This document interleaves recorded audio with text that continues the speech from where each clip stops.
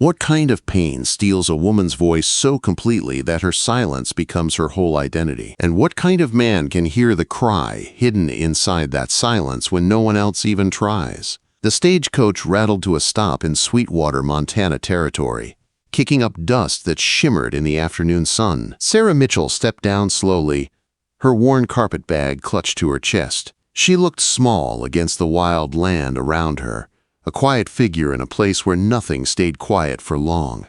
People watched her from porches and windows. They whispered, nudged, guessed. She had not spoken a single word since getting off the coach. Some said she was stubborn, others said she was strange, but no one knew the truth. Not yet. Sweetwater's main street held only a few buildings. A hotel with faded curtains, a general store with fresh paint, a saloon farther down, and mountains rising in the distance like giants standing guard. Everything was new to Sarah. Everything was frightening.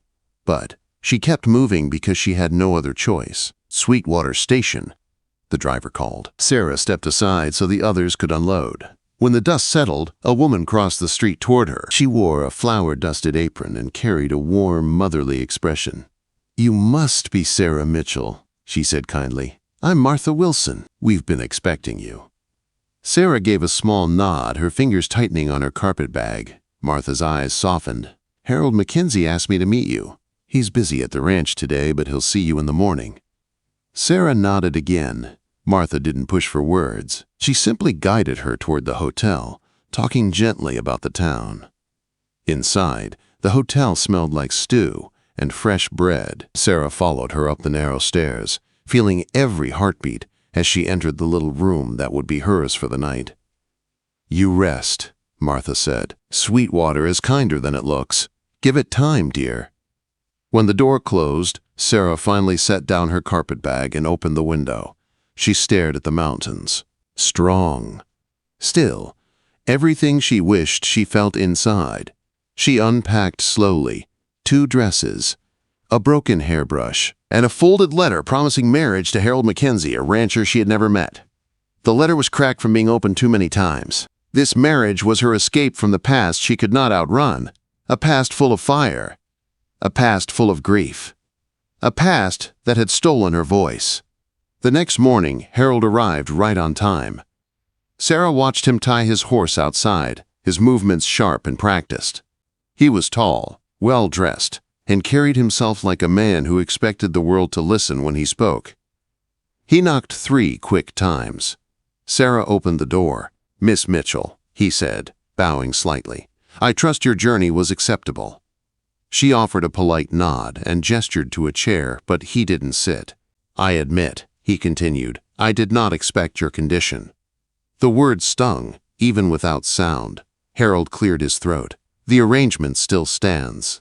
The ranch needs a woman. You need a home." He tapped his pocket watch. "We will dine at 7. Be punctual." Sarah nodded once, her heart sinking as he left. That evening at dinner, Harold talked about cattle, land, and chores. He spoke of marriage like a business agreement. Sarah listened quietly, eating carefully, trying not to draw attention to herself. At night, she lay awake, staring at the ceiling. Was this her new life? A silent wife in a quiet house with a man who only saw usefulness? The next week at Harold's ranch was filled with chores. The house felt empty despite its size.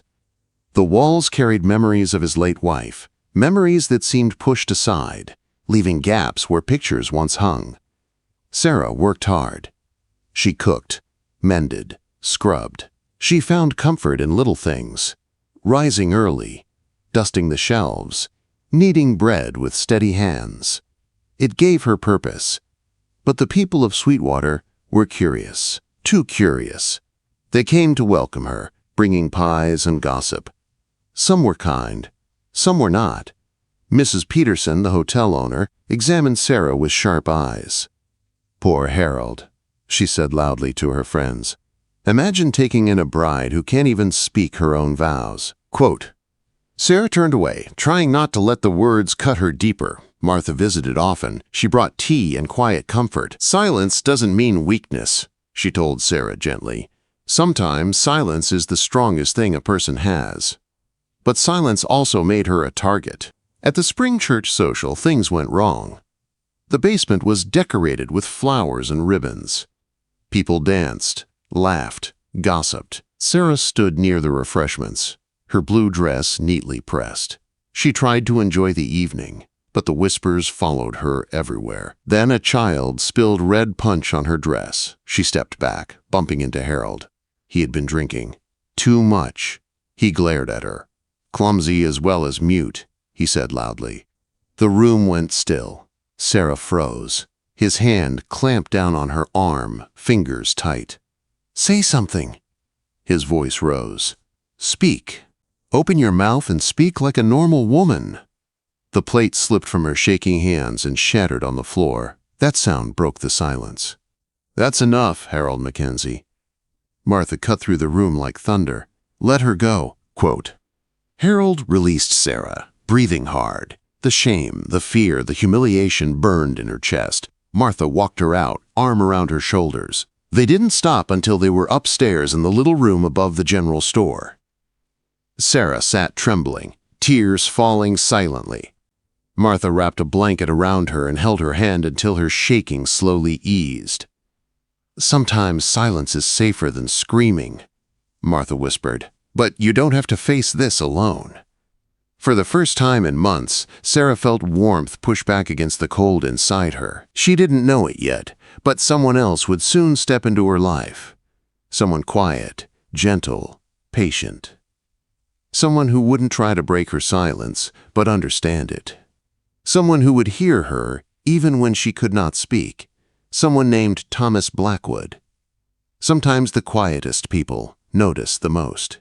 And sometimes the gentlest men walk into your life at the exact moment your heart is too tired to keep going alone. That was how Thomas Blackwood entered Sarah's world. Softly, slowly, like sunlight after a long storm. The morning after the church social, Sweetwater moved with its usual rhythm.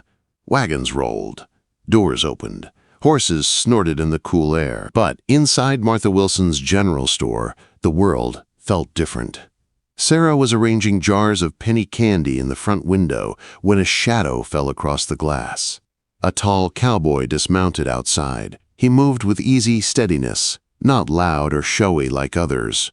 His clothes were worn but clean, his hat low over calm eyes. His presence was quiet but not empty. Strong but not harsh.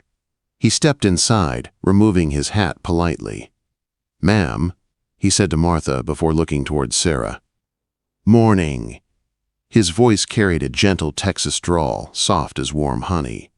This was Thomas Blackwood. Sarah nodded back, her hands stilling on a jar of red and white peppermint sticks. "I'm looking for work," Thomas said. "Heard the Wilson Ranch might be hiring. Thought I'd check before heading farther north." Martha smiled. "My brother is always needing steady hands. You look like the type." Then she added with a glance at Sarah, "And this young lady can help you gather supplies." Thomas turned his attention fully to Sarah. But unlike others, he didn't look at her with pity or confusion. He simply waited. Calm, respectful. Sarah gestured toward the counter and pulled out a slip to take his order. She pointed to her throat to show she could not speak. Understanding settled over Thomas's expression, but he didn't flinch or shift uncomfortably. He only nodded once. "Thank you," he said softly. He pulled out a small leather journal. Inside were neat lists of supplies and, surprisingly, sketches. Beautiful sketches. Ranch houses, horses, mountains. A meadowlark singing from a tree. "I draw more than I write," he said with a shy smile. "Helps me remember." Sarah gathered his supplies, finding herself at ease in his presence. When she returned, Thomas had sketched the inside of the store in less than a minute. Candies, sunlight, and Sarah standing by the shelves. He slid the sketch toward her. "Hope you don't mind," he said. "The light in here is something special." Quote. Sarah touched the corner of the drawing, her heart warming. No one had ever seen her like that, with gentle eyes instead of judgment. After Thomas left, Martha leaned over the counter. "Well," she said lightly, "that's a different sort of cowboy." Sarah tried to hide her smile and failed. Days passed, then weeks, and slowly Thomas became a steady part of her days. He visited the store in the mornings before work.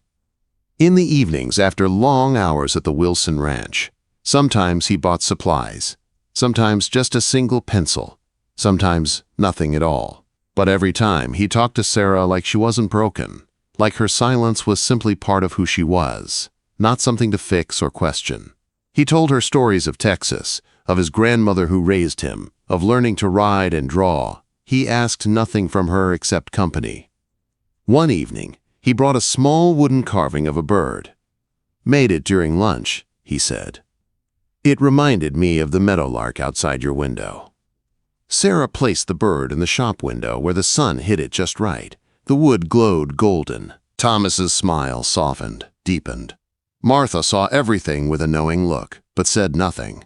But harmony doesn't last long on frontier soil. One afternoon, while Thomas was fixing a loose board in the store ceiling, the door slammed open. Harold Mackenzie stepped inside, breath sharp, with whiskey and envy. "You think I don't know what's happening?" he growled. Sarah froze.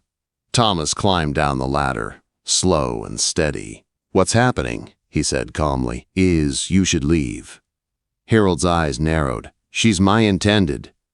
"Not anymore," Thomas replied. Harold stepped closer to him. "You want her? A damaged woman with no voice?" Sarah flinched hard. Thomas's jaw tightened. "Only thing damaged here is the man who thinks kindness is weakness." Harold's fists clenched, but he didn't strike. Something in Thomas, his calmness, his strength, made Harold step back. He spat near the door and stormed out. When silence settled again, Sarah trembled, tears burning her eyes. Thomas turned to her, not with pity, but with gentle patience. He held out his hand, only if she wanted. Sarah placed her hand in his fingers closed warm around hers, and something in her heart unlocked, a small door she thought was sealed forever. That evening, Martha invited Thomas and Sarah to the small garden behind the store. The sun was low, painting the sky in soft pink. Birds chirped among the wildflowers.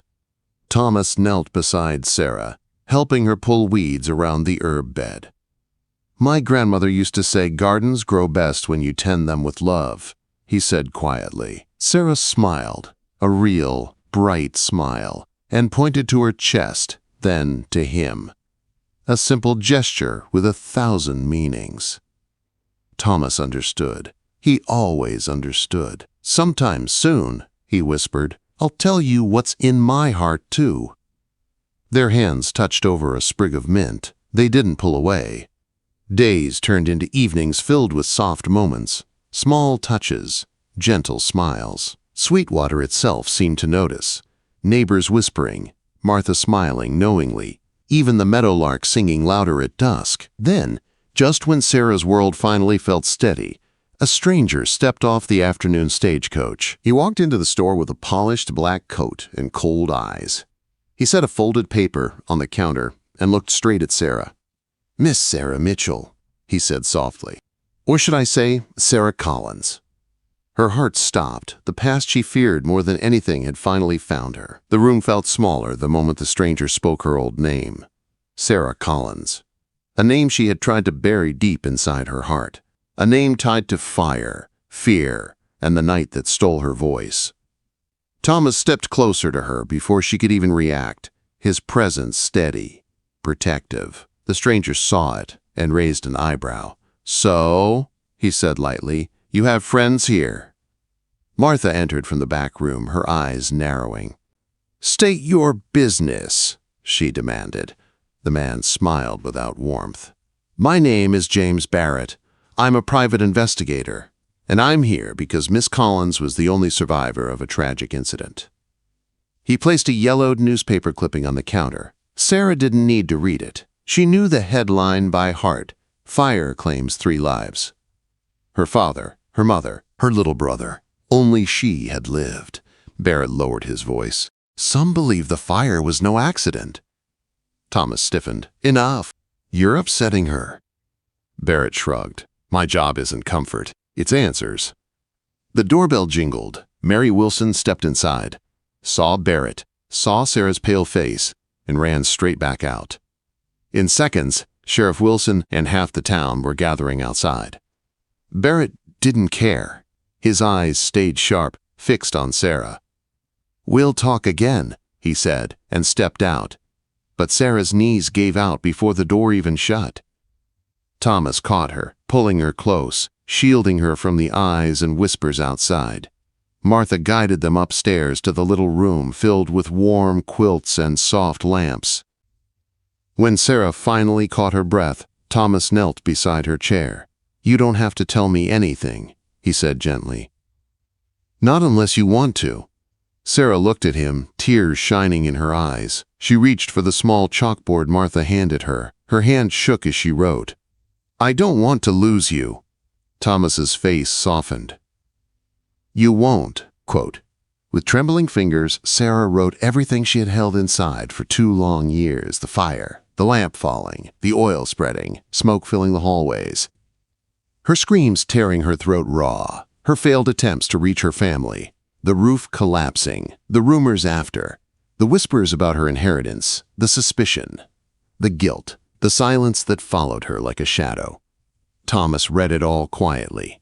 Then he took her trembling hands in his. "You were a victim," he said softly. "Not the cause.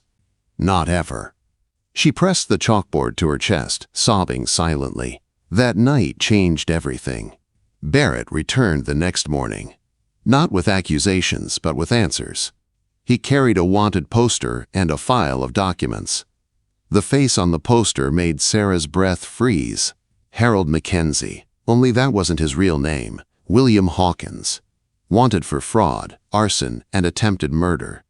Barrett explained everything: the pattern, the secrets, the debts, the insurance schemes, the women he had hurt before.